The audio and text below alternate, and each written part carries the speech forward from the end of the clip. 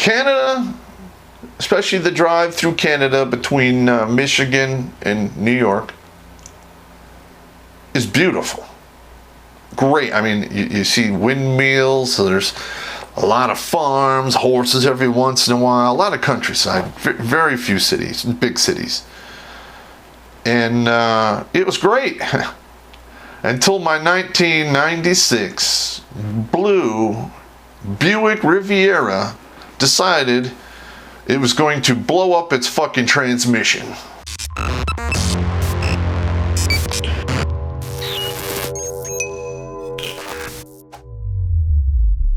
Terrence Popp here with another episode live from the Lair. Alright, so here we go. Alright, so we're moving in towards the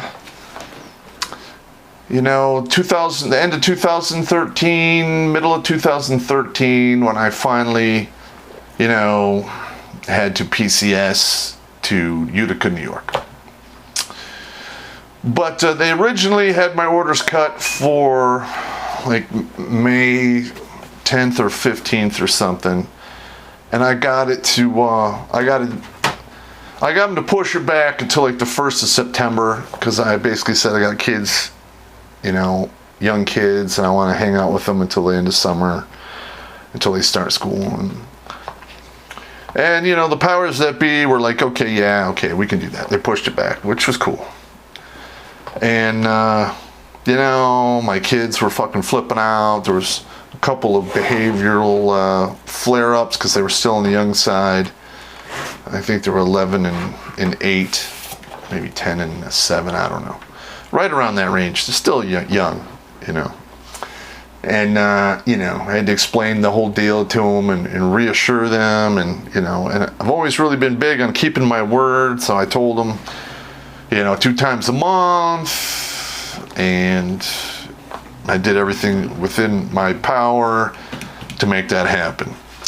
So I decided when I got to May, I was going to drive out, take a 2-day pass, and drive out to Utica, just do a recon, because, my friends, a good friend actually, he's like a brother to me, Staff Sergeant Sportello, who just retired, was living out of Ilion, New York, and he was like, yeah, you could rent a room at my place until you can get an apartment, it's no big deal. And I'm gonna be honest, if it wasn't for him, I probably wouldn't be able to stick it out for as long as I did, because that was really hard. And to move, I have no wife, I'm unaccompanied, going to another part of the country. You aren't on a military base, you're just working out of a reserve armory, so you don't have the whole base to support you. And the only support I could get would have been if I drove up to Fort Drum, which was 121 miles one way. And, that's a pain in the dick. He fucking squared me away, man. I mean, the guy was great. He's a great man, and his wife is awesome. I was there for a couple of fights. I remember I'm like, I think I'm going to go for a drive, and there was some craziness going on, but I guess that's how married life is. And it was kind of a reminder to myself that basically I'm never getting married again. I wasn't even, I was red-pilled at the time, but I didn't know I was red-pilled at the time. I just basically remember walking down my driveway from the marital home for the last time as they threw the rest of my shit into a U-Haul truck, and I'm like, you know what? I'm not doing this again. I am never gonna fucking put this kind of power over myself into someone else's hands. Fuck that. And, it wouldn't be for like another, I would say, a year and a half till I discovered the Red Pill MGTOW movement. I was, I still am a man's right, MRM guy, men's right activist guy, MRA, I guess you can call me. Because I'm not a fan of what went on in divorce court and the atrocities that went on, and it was just not a good thing. Oh, and for you guys out there that see this, I actually did a short video directly to President Trump in regards to his executive order for curbing soldier suicide, and how it is just more of the same, throwing good money after bad money and not seeing any improvement in the results. And I give him a couple of suggestions on where the root of the problem really is. So when that video comes out, you know, he's a big Twitter guy. If enough of you guys send him the same video on Twitter, I'm sure he'll watch it. And I don't know if he'll find it amusing or not, because, you know, I'm not really disrespectful to him per se, but I am to the 30-pound brain motherfuckers who are giving him the same fucking bullshit that they have given to the past 2 administrations. You need to switch shit up. I like a shot of stiff whiskey just before the sunrise. I like a sexy woman with me in the cool moonlight. You know I really like to gamble, 'cause that's the kind of man I am. And sometimes I need to ramble, because I'm a wanted man. Alright, so first time I go out there in May, I decide I'm going to cut through Canada. Now, Canada, especially the drive through Canada between Michigan and New York, is beautiful. Great. I mean, you see windmills, so there's a lot of farms, horses every once in a while, a lot of countryside, very few cities, big cities. And it was great. Until my 1996 blue Buick Riviera decided it was going to blow up its fucking transmission. I'm literally halfway, like in the middle of Canada. I'm like halfway through Canada, and it like literally, I'm doing like 70, and it's literally boom, and it went to like 5,000 RPMs. And I remember hitting the gas and the RPMs would go up. I had fucking zero fucking power. The engine was still running, thank God. And I was able to, you know, turn on the indicator and bring it to the side of the road. And the brakes were still working. I got it to stop. But the emergency brake and the actual brake no longer worked, so the car would like roll if I got out of it. So I recall waiting, you know, for a break on the traffic, and then I'd run out to the back of the car and try to hold it, open up the trunk, and I had it was basically a sandbag that I would use as a rest when I would do long distance shooting. And I took it and I put that under the tire to keep it from rolling. And then I went out in the wood line and found some other rocks. And I put a rock in front and the back of all 4 tires so it wouldn't roll away. And then I started the long walk off the freeway. Because, you know, back then my carrier was Virgin Mobile. Now, I didn't know this at the time, but Virgin Canada and Virgin Mobile are not compatible services. So my cell phone didn't work at all, period. It couldn't even call 911. So, you know, it took me, I was a good 5.5 mile walk. I walked 1.5 miles up the freeway, got off on the nearest exit, you know, read the sign. I don't remember the town's name. 3 miles, 4 miles down, walked into a bar, sat down and said, I need a shot, a beer, phone book, and can I please use your phone? And I called AAA, and they said they couldn't help me because I was in another country. And, you know, I talked to a couple tow trucks, and it was going to be like something like $600 or $800 to have the car towed to the fucking border, and then I would have to get another tow truck to tow it from the border. It cost me like $1,100 fucking bucks. which is fucking crazy since I bought the car for $2,200. So I called my buddy, Sergeant First Class Meyer, great guy, known him since we were 13, went to war with him. I was his first sergeant, platoon sergeant, team leader. He's watched my 6 in all 3 of those positions, and 2 including war and in life. And I remember, when I got to the hotel, I called him on the fucking phone. I'm like, I'm fucked, man. My car's fucking dead, blah, blah, blah. He's like, all right, I'll take a day off work tomorrow. I'll go to U-Haul, and we'll get a fucking towing dolly for the car. I'm like, okay. So I'm stuck there in buttfuck Canada at some Holiday Inn Express or some shit like that. Just like one or 2 places that deliver food. So you pretty much got pizza and submarine sandwiches. I didn't have a car, and I wasn't going to take a taxi fucking everywhere because I already paid for a taxi to take me from the bar to the hotel.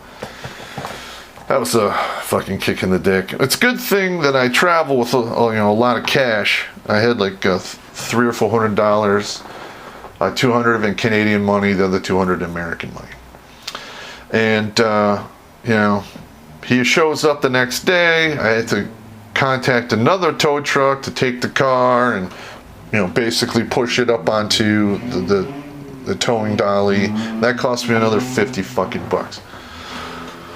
So by the time it's all said and done, I reimbursed my buddy for the cost of the trailer. I think it was like 250 bucks. So I was out like 300, 350 in total costs. So I reimbursed him for his gases and expenses and all that shit. And he works for AT&T, so he has sick days and personal days that he can take.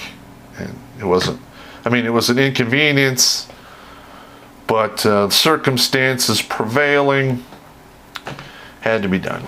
So I take the car and park it by my house, get a hold of AAA, and I have the car towed from the parking lot that was by the house I had in Michigan to a place in Detroit called Strictly Transmissions. And I'm going to tell you something. He's not paying me for this or anything, but that guy is great. Neighborhood he works in, not so good. But literally, he had every place that I priced for a transmission rebuild built by a minimum of $1,100. I was calling places, they're telling me, yeah, $2,600, $3,200. He did it for like $1,350. What a fucking deal. So I had it towed to his place. In fact, he did 2 other transmissions for me. He did them for my Crown Vics. They're cop cars. The transmissions get beat up. And those are like $1,250, $1,350 too. And one of them, he put a shift kit in it for free for me. He was a former Army guy. I think it was a mechanic on active duty for like 6 years, and he did like a tour in stateside and a tour in Germany. Good guy. So if you're in Detroit, you have transmission problems, Strictly Transmission, man. That guy squared me away, man. All right, so the following week, I take another ride out to New York because I wanted, it's stupid to not do a recon of an objective, and I was going to be working at this next place for a minimum of 3 years, a maximum of 5. So it pays to know where you're going to stay, who you're working with, the political environment that's taking place within the unit at the time, and any weird or crazy shit that you need to watch out for. And I got there, and the place is being held down by Sergeant First Class, last name, or his name starts with an S. Great guy, African American. And this guy's shit was wire-tight, man. He had taught at Civil Affairs School for a couple of years. he knew doctrine down to a T, and he basically knew how everything worked. Now, there's a weird thing that I have to say here in regards to that particular situation. Is I'd been all over the country, okay, Alaska, Hawaii, the only places I really haven't been is like Guam and the Philippines. But all the other states I've been to, all right, and I've seen a lot of crazy shit. I mean, I've seen some of the most neon red redneck shit you can imagine. And I've seen some of the neon white trash shit you could ever think of. But only in upstate New York have I seen the weird phenomena that I call red trash. Oh my God. I just cannot believe it was such a culture shock. I mean, I came from Detroit. I'm used to a big city. Things work different, and I get there and it's just a whole other animal. It was insane. And Sergeant First Class S was having some conflict with some individuals who did not like the fact that he was a African American in charge of a bunch, basically, white dudes. And some shit went down that I am shocked that he was not reassigned to another location. In fact, some of it was so egregious, I'm not even going to talk about it right here, that if something negative was to happen to him, people up the chain of command all the way up to the Pentagon would have got relieved. Because he was on the record, he told everyone the fucking deal, and they fucking blew him off. All right, now, he maintained a tight ship, and for basically the first 6 months, I just basically shadowed what he did, and because every place has different procedures and policies. Yes, you have overarching Army regulations, but then you have like internal policies, and a quick way to get yourself in trouble with a chain of command is to not know what those are and run afoul of them, multiple times, especially in a short amount of time. So that he helped me out a lot with that, and I watched his 6, and I think it worked out pretty good. I'd go fishing with him today. He's probably retired by now. I hope he is. He deserves it. And I hope he got promoted to E8. I don't know if he did.